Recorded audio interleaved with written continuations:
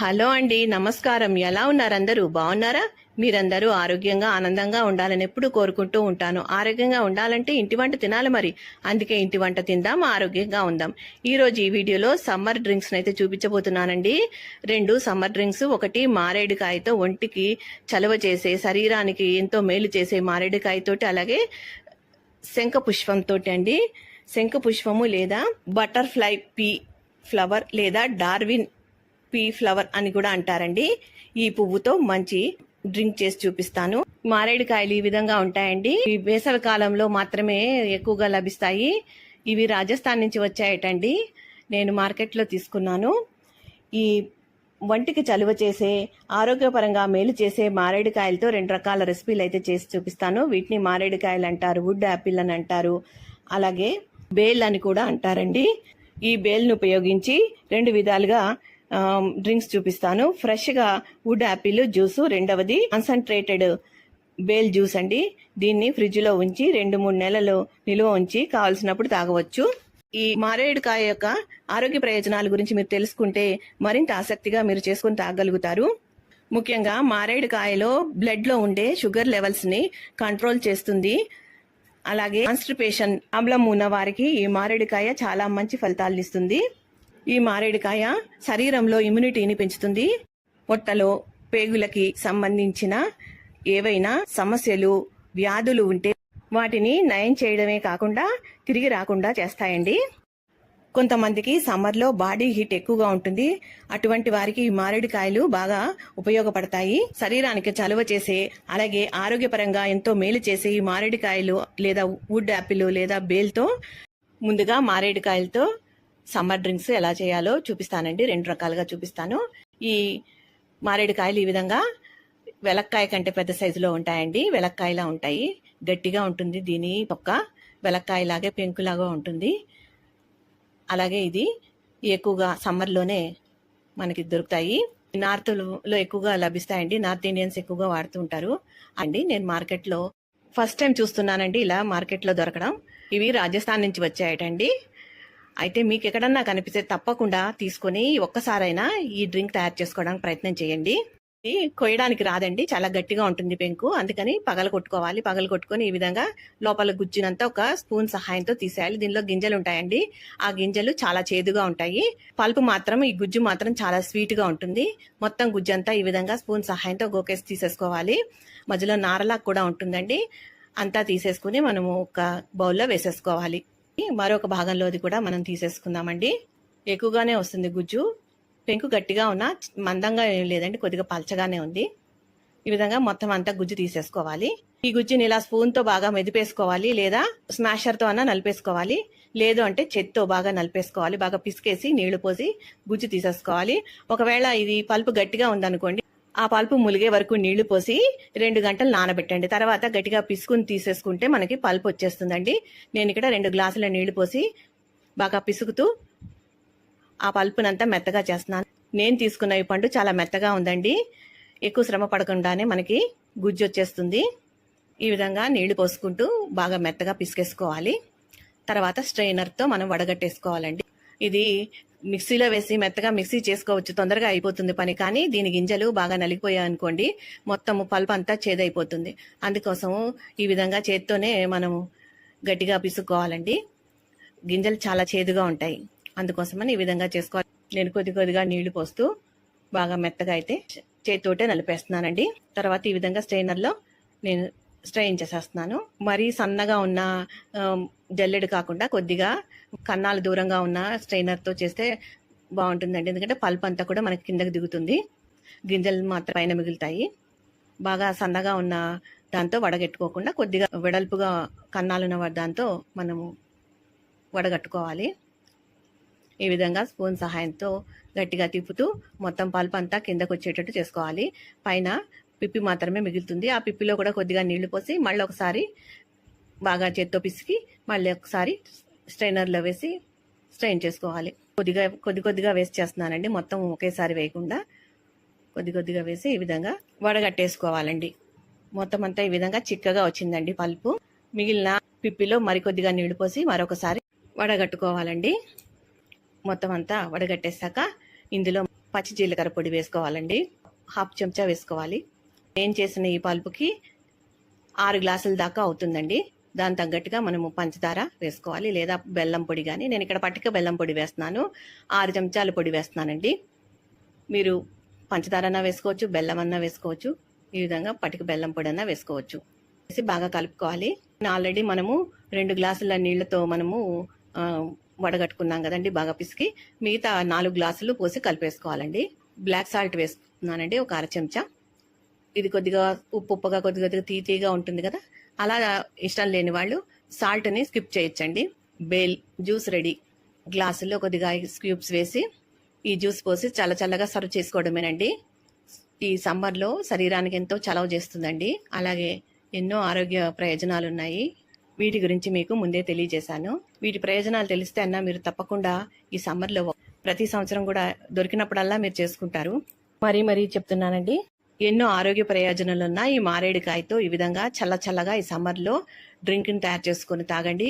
శరీరానికి ఎంతో చలవ చేస్తుందండి. ఈ సమ్మర్లో తప్పకుండా ఈ డ్రింక్ అయితే మీరు తాగి మీకు ఎలా అనిపించిందో నా కామెంట్స్ రూపంలో చెప్పండి.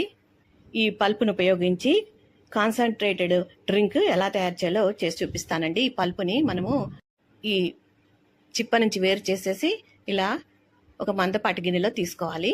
అడుగు మందం గల గిన్నెలోకి తీసుకొని బాగా పిసికేసుకోవాలండి. ఒకవేళ ఇది పల్పు గట్టిగా ఉంటే నీళ్లు పోసి 2 గంటలు నానబెట్టి పొయ్యి మీద పెట్టుకోవాలి. అయితే ఇది మరీ అంత గట్టిగా లేదండి, చేత్తో నలిపితే నలిగిపోతుంది. అందుకని నేను చేతితోటే నలిపేసి నీళ్లు పోసి స్టవ్ మీద పెట్టి ఉడికిస్తాను. దీనికి 2 గ్లాసుల నీళ్లు పోసి స్టవ్ మీద పెట్టి చిన్న మంట మీద ఉడికించుకోవాలి.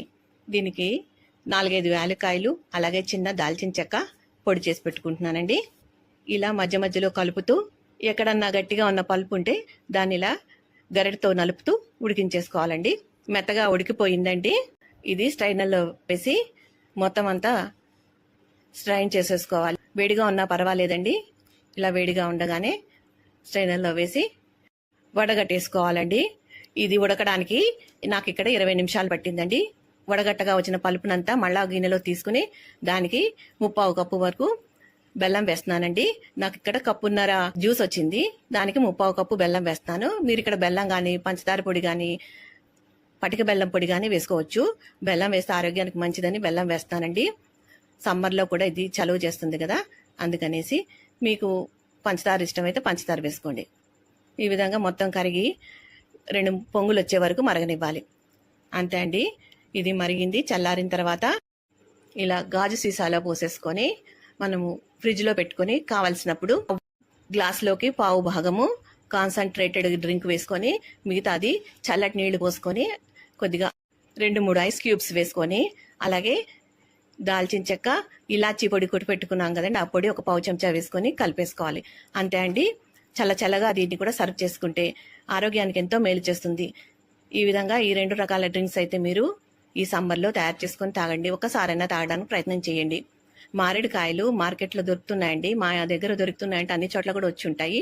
తర్వాత పుదీనా ఆకులు కొద్దిగా క్రష్ చేసి వేసుకోండి. అలాగే ఒక 4-5 చుక్కల నిమ్మరసం పిండుకోండి. అంతే అండి. ఎంతో టేస్టీగా ఉంటుంది ఈ డ్రింక్. దీనిలో మీరు నానబెట్టిన సబ్జా గింజలు కూడా వేసుకోవచ్చు. సూపర్ కూల్ డ్రింక్ రెడీ అయిపోయిందండి. ఇలా ఒకసారి తయారు చేసి పెట్టుకున్నారంటే ఈ సమ్మర్ అంతా కూడా తాగొచ్చు. శంఖ పుష్పంతో అండి. శంఖ పుష్పము లేదా బటర్ఫ్లై పీ ఫ్లవర్ లేదా డార్విన్ పీ ఫ్లవర్ అని కూడా అంటారండి. ఈ పువ్వుతో మంచి డ్రింక్ చేసి చూపిస్తాను. ఇది ఆరోగ్యానికి ఎంతో మేలు చేస్తుంది. ఇది తీగజాతి మొక్క అండి, పాకుతూ పెరిగే మొక్క. సాధారణంగా దీన్ని డెకరేషన్ కోసం పెంచుతూ ఉంటారు. అయితే ఈ మొక్కలో ఎన్నో ఔషధ గుణాలున్నాయి. దీని ఆకులు, వేళ్లు, విత్తనాలు, పుష్పాలు వీటన్నిటిని ఆయుర్వేదంలో రకరకాల వ్యాధుల నివారణకు వాడుతూ ఉంటారు. పురాతన కాలం నుంచి ఈ శంకు పుష్పాలని సాంప్రదాయ మందుల్లో వాడుతూ ఉండేవారు. ఇది బ్రెయిన్ కి టానిక్ గా పనిచేసి మెమరీ పవర్, తెలివితేటల్ని పెంచుతుంది. కళ్ళు, గొంతులో సమస్యల్ని నివారిస్తుందండి. చర్మము, మూత్ర సంబంధిత వ్యాధుల్ని కూడా ఇది నయం చేస్తుంది.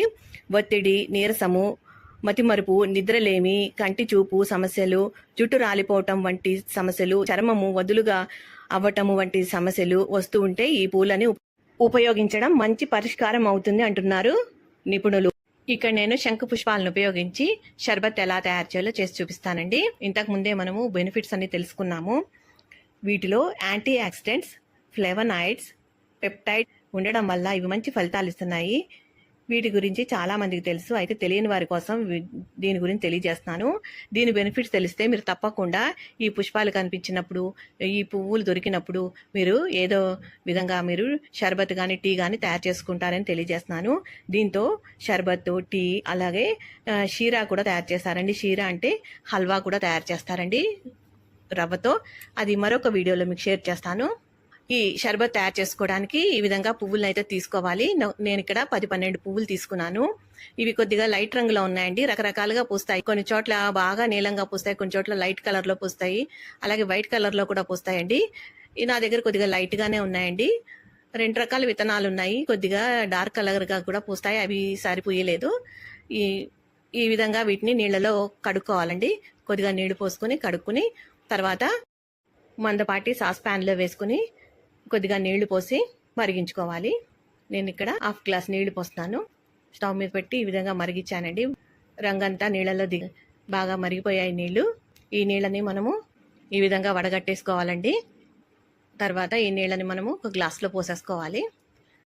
ఈ గ్లాస్లో మనం కొద్దిగా తులసి ఆకులు అలాగే పుదీనా ఆకులు క్రష్ చేసి వేసుకోవాలండి. చిన్న చిన్న ముక్కలుగా చేసి తన చేతితో నలిపేసి వేసుకోవాలి. తర్వాత దీనిలో దాల్చిన చెక్క పొడి అలాగే ఇలాచి పొడి వేసుకోవాలి. తర్వాత పటిక బెల్లం పొడి వేసుకోవాలండి. కొద్దిగా జీలకర్ర పొడి, పచ్చి జీలకర్ర పొడి 1/2 చెంచా వేసుకోవాలి. బాగా కలుపుకోవాలండి. తీపి సరిపోకపోతే ఇంకొంచెం తీపి వేసుకోవచ్చు. మీరు ఇక్కడ బెల్లం కానీ పంచదార పొడి కానీ వేసుకోవచ్చు. నేను ఇక్కడ పటిక బెల్లం పొడి వేశాను. తర్వాత దీనిలోకి సబ్జా సీడ్స్ నీళ్ళలో నానబెట్టివి ఒక 2-3 చెంచాలు వేసుకోవాలండి. ఈ సమ్మర్కి శరీరాన్ని కూల్గా ఉంచే ఎన్నో ఆరోగ్య ప్రయోజనాలున్న ఈ శంఖ పుష్పాలతో ఈ విధంగా షర్బత్ అయితే చేసుకోండి. 4-5 ఐస్ క్యూబ్స్ వేసుకొని చల్లగా ఈ సమ్మర్కి ఈ విధంగా తయారు చేసుకొని తాగండి. ఈ సమ్మర్కి శరీరానికి చలవనివ్వడమే కాకుండా ఫ్రెష్నెస్ కూడా ఇస్తుందండి, నీరసాన్ని తగ్గిస్తుంది. ఈ విధంగా మీరు తప్పకుండా ఈ పువ్వులు కనిపిస్తే గనక తయారు చేసుకోండి. ఈ షర్బత్ మీకు ఎలా అనిపించిందో నా కామెంట్స్ రూపంలో చెప్పండి. ఈ వీడియో కనుక మీకు నచ్చితే తప్పకుండా లైక్ చేయండి. మా వీడియోని మొదటిసారి చూస్తున్నట్లయితే తప్పకుండా సబ్స్క్రైబ్ చేసుకోండి. అప్పుడే మేం చేసే వీడియోలు మీకు నోటిఫికేషన్ రూపంలో వస్తాయి. మా వీడియోలు మీరు మిస్ కాకుండా చూడగలుగుతారు. ఈ వీడియో కనుక నచ్చితే లైక్ చేయండి, షేర్ చేయండి, సబ్స్క్రైబ్ చేసుకోండి. మరో మంచి వీడియోతో మళ్ళీ కలుస్తాను. నమస్కారం, ఉంటానండి. Thank you for watching.